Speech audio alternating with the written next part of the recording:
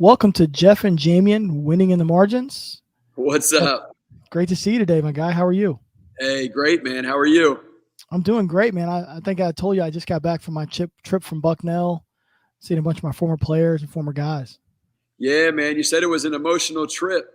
Tell us about that. Yeah, just really emotional. One of my former players, Pat Behan, who's the head coach at St. John's College High School in Washington, D.C., in April was diagnosed with ALS, disease that obviously has no cure. It took his father about 2 years ago, and he's had, it's a genetic thing within his family. So it's an emotional time because we love Pat, and Pat is a guy who, man, he's just like one of the guys you want to hang out with all the time. And he never had a bad day, always got a big smile on his face, real kind of really good humor, at the right time, says the right things. I hadn't seen some of those guys, in probably 13 or 14 years since we left Bucknell. I left Bucknell when I was 26 years old, so 14 years. And it was great to be there to stand alongside Patrick Behan, to stand beside him for a good cause. And it was great to have those kind of relationships reaffirmed in those moments. What'd you take away from that? So you describe in the moment what went through your mind, your heart? I would always say this. I say this when a recruiting visit. You're recruiting, they're in your office and, you're talking basketball, you're doing all these things. And I always would say at some point, none of this matters if down the road, when you really need help, you don't have someone in that locker room that you can call. Like none of this other stuff matters. We can get up here and talk about the X and O's and use the video and do all these things about how you're going to fit in here. But none of this matters if when things are really, really tough, you don't find someone in this locker room that you can call that's going to be there to support you. And that's why we're doing this. And so, he had a player who's a great player, great person, Stephen Tyree, who picked him up at the airport, drove him up to Bucknell.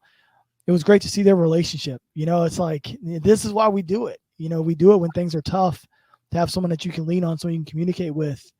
And for him to have Steven and other people, he's got people around him.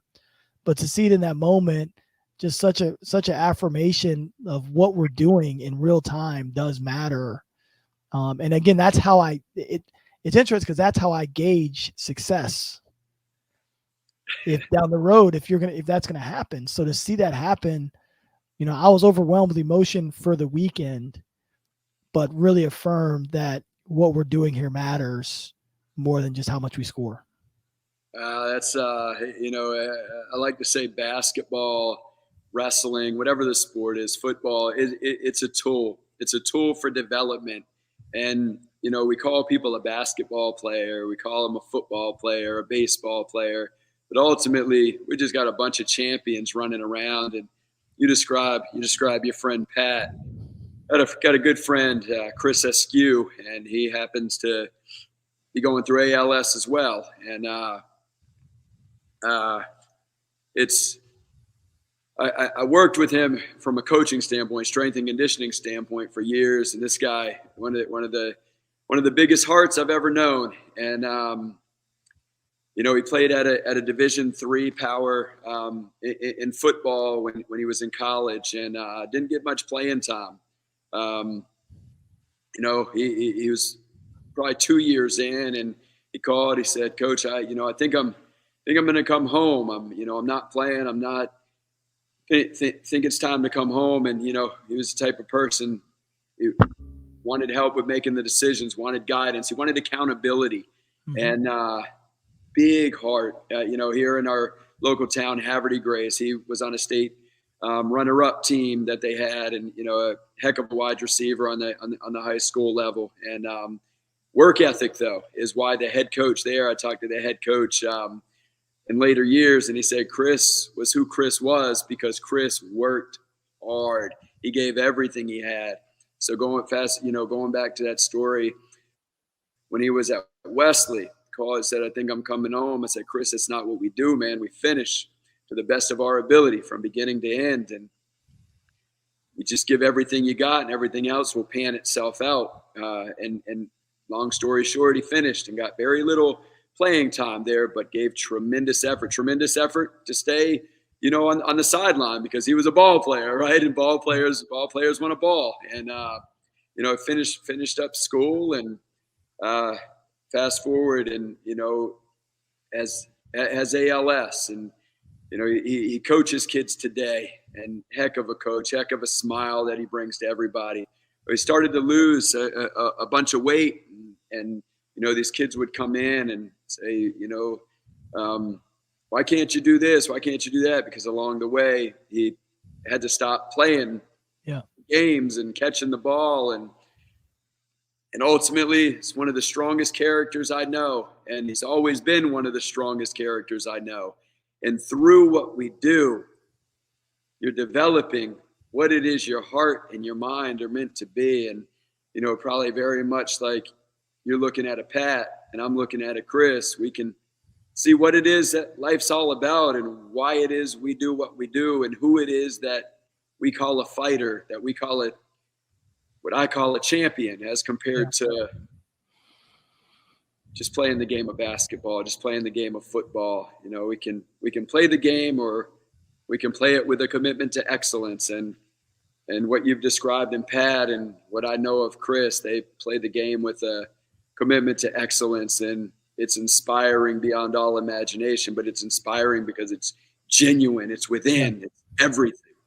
Yeah, and he's still coaching his team. And I mean, he's always had like a level of toughness. I mean, I think sometimes when you go to really academic schools, people don't think these guys are really tough. He's always had a competitive toughness, which is what you really want. Now, I love for a guy to lift 400 pounds in the weight room, but I want a guy who's competitively tough. That ball's on the backboard. You got a guy who's bigger and stronger than you. Can you figure out how to get the ball? Yeah. And he's always had that kind of competitive toughness.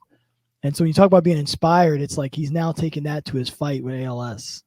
Right. And, right. It's just being, the other night we were out till about 3 a.m. We stopped and got late night pizza, and it was great just to be in that moment with him and, to tell him that I love him. I tell my players all the time I love him. So that's not uncommon for me. Yeah. But to know that he knows that, and knows that, I'm going to always have his back no matter what. It's just it's good to be in that moment. I wish that now I always told him I loved him before this too. So it's not like this sparked this, but I think it's just important to let the people in your life that you care about, let them know that. And again, he's tough. He's still coaching his team. He's still going back and forth, getting his treatments. Where's he? He coaches at St. John's in DC, Washington DC. Okay. But he's just been amazing, and it's inspiring is the word. Right on. Him doing it every day, and him going and coaching his kids every day. Does his team reflect his toughness? They always have and always will. And he's when you're a coach and your guys go into coaching, that's like such a good feeling. Yeah, I don't want to say it's like your son going into coaching, but it feels close to that. Right? Because it makes you feel like you did something right. Right on. They had a good enough experience to want to go and try to do that and try to emulate that. So we've always been super proud of him being able to do that. And then St. John's also is one of the top 25 basketball schools in the country. Okay. So he not only found his way into coaching, but he then moved himself into the realm of being one of the best. Right on. Right. And how he was able to have really talented players and communicate with them. He's always shown great toughness, and he's always done a great job of managing his players. And I can't wait to get a chance to watch them play this year because I know how he always coaches them. It's gonna be fun to watch. Yeah, sounds like how he played when he was under you. Sounds like how he coaches. Sounds like when curveballs are thrown, he does it all one way, and it's with all his heart.